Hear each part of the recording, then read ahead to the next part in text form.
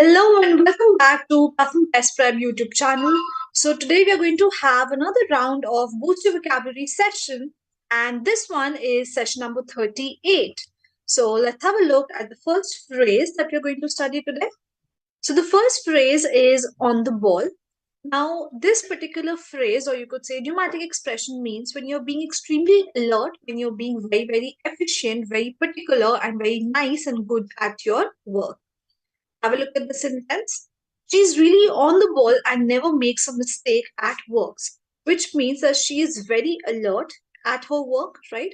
You could say at her workplace or whatever work she's doing. She is so vigilant and so particular about whatever she does. She's extremely meticulous, which also means that she pays a lot of attention to tiny little details, which is why she never makes a mistake.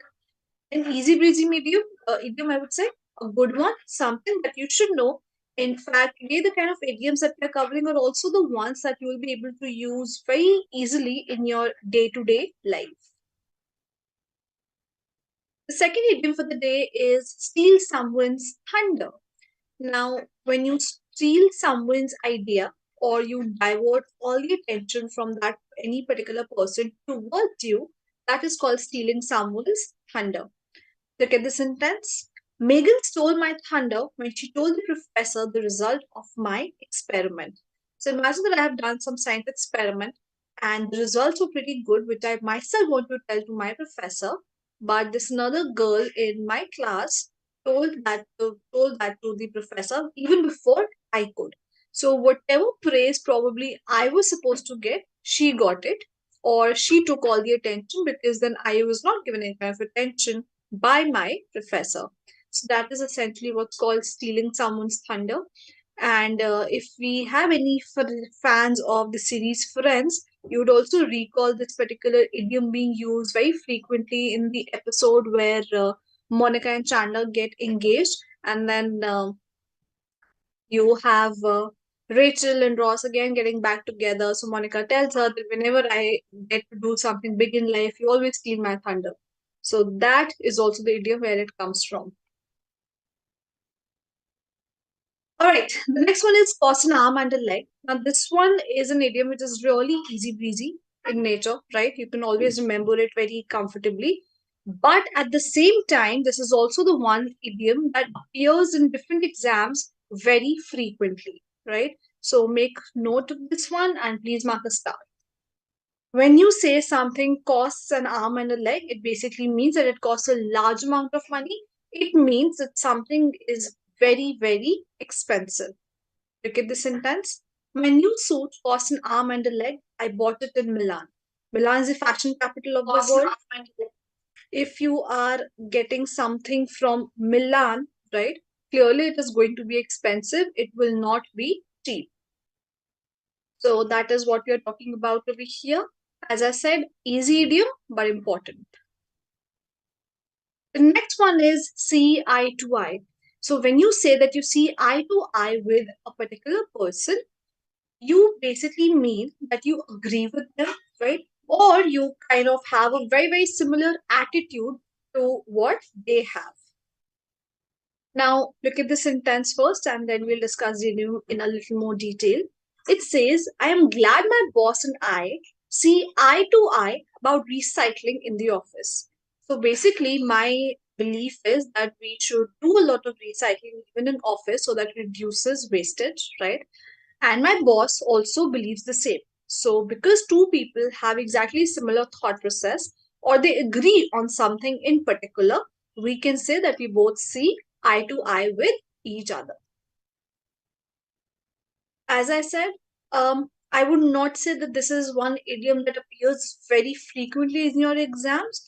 But yes, you could see the uses of this idiom in one of the other RC passages or maybe parajumble questions. Or, in fact, this is one of those idioms that you may use in your day-to-day life. The next one is a tough cookie. Now, if you remember, there's some similar idiom. So we have another idiom called a smart cookie. When you say someone is a smart cookie, it means someone is very intelligent. So when you say someone's a tough cookie, it basically means that somebody is very determined and physically or emotionally strong. Look at the sentence. Debbie is a tough cookie. She doesn't mind when people criticize her work.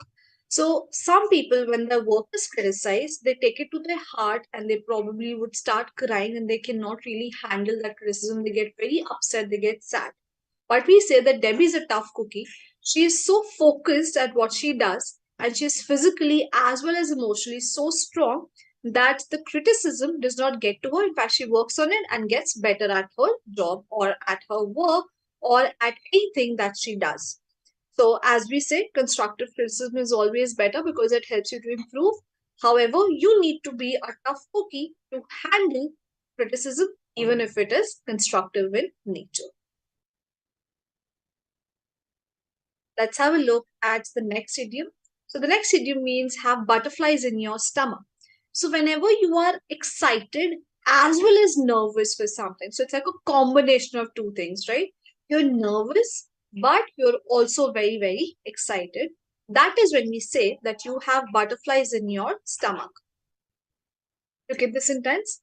Jamal had butterflies in his stomach as he waited for his date outside the restaurant. So he was obviously excited, right, about his date. At the same time, he was feeling very nervous as to how his date is going to be, whether he would like the girl or not, or whether the girl would like him or not, and all those aspects were there in his head, right? And he did not want anything to go wrong on that particular day, which is why he had butterflies in his stomach. So if you're just nervous, or if you are just excited, you cannot use this particular phrase, this particular idiomatic expression. You need to have a combination of both the feelings of excitement and of nervousness. The next idiom is beating around the bush. Now, this is another idiom that we use frequently in our day to day lives, and this is also one of those idioms that can come in your exams, also in the form of contextual idioms, not just standalone. Avoiding a subject by talking about irrelevant things. Now, imagine that your parents confront you about something and you're not really willing to give them a direct answer. So, what do? You start talking about everything around that topic, but you don't really talk about that exact topic. So, that is what is meant by beating around the bush. Look at the sentence. I wish my boss would stop beating around the bush and tell me what he really thinks of my product idea. So, imagine that you have spent a certain amount of time on working on a product, right? And you have certain ideas regarding that.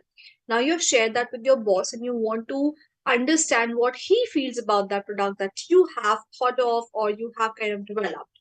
And every time you go and try to talk to him about it, he kind of just brushes it off or he ignores or he starts talking about something else. And then he says maybe something like, yeah, we'll talk about it. Okay, what about the other project? So, whatever you are doing, you're not addressing the issue at hand very directly. You are avoiding talking about something.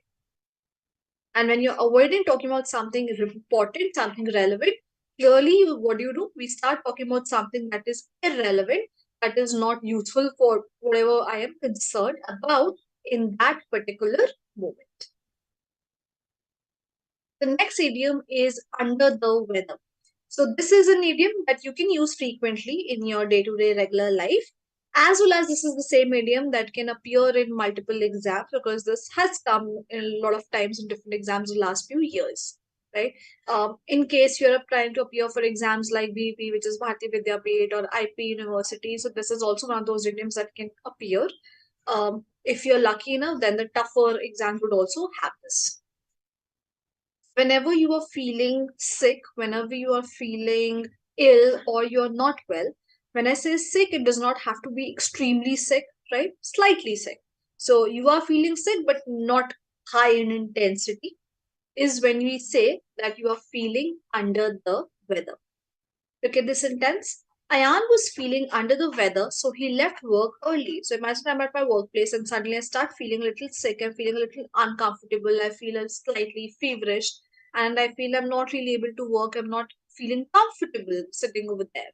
So what do? I get up, I go home early. So why did I go home early? Because I was feeling under the weather, which means I was feeling sick. Easy idiom, doable. Let's have a look at the next one. So the next idiom is break a leg. Now, whenever a family friend of yours or your cousins or your siblings have an exam, what do you say to them? Good luck. We wish them luck. You say best of luck. You say all the best. You say good luck. So, different ways of wishing them luck, right? This is an idiom that you can use when you want to wish luck to someone.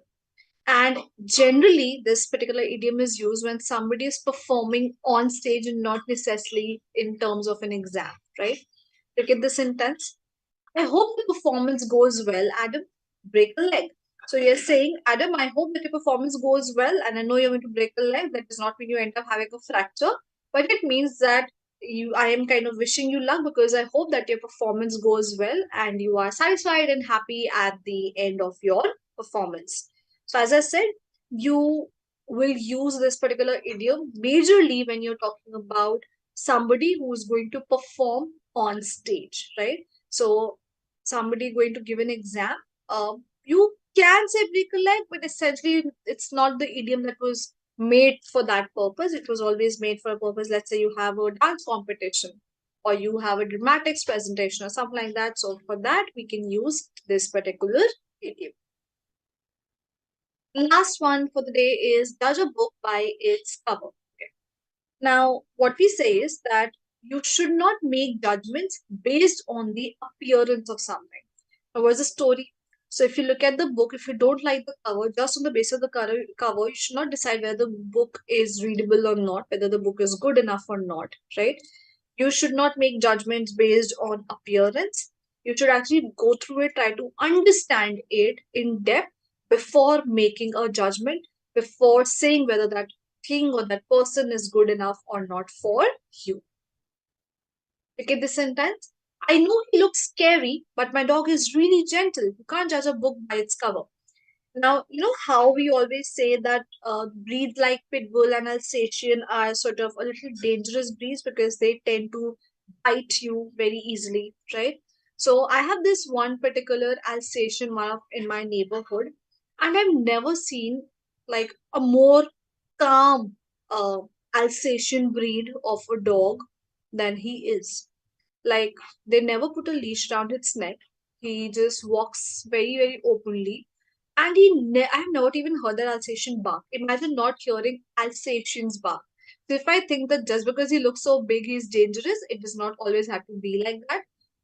The dog is actually quite gentle. You could say probably he has been trained to be that way. He's been trained to see so many people around him, so he doesn't get very protective, right? And he does not just keep barking at every single person who crosses him. So, as we discussed, you should not judge a book by its cover. You should take your own sweet time to understand whether a person is good or bad, whether something is good or bad, and only then take a decision based on that and not really listen to what others say.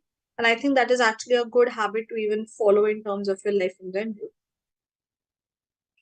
Well, that's all for today. I'm going to see you in the next video. Till then, take care and thank you. Do not forget to subscribe to Pratham Test Prep channel and also do not forget to click the bell icon. Take care, guys. Bye bye.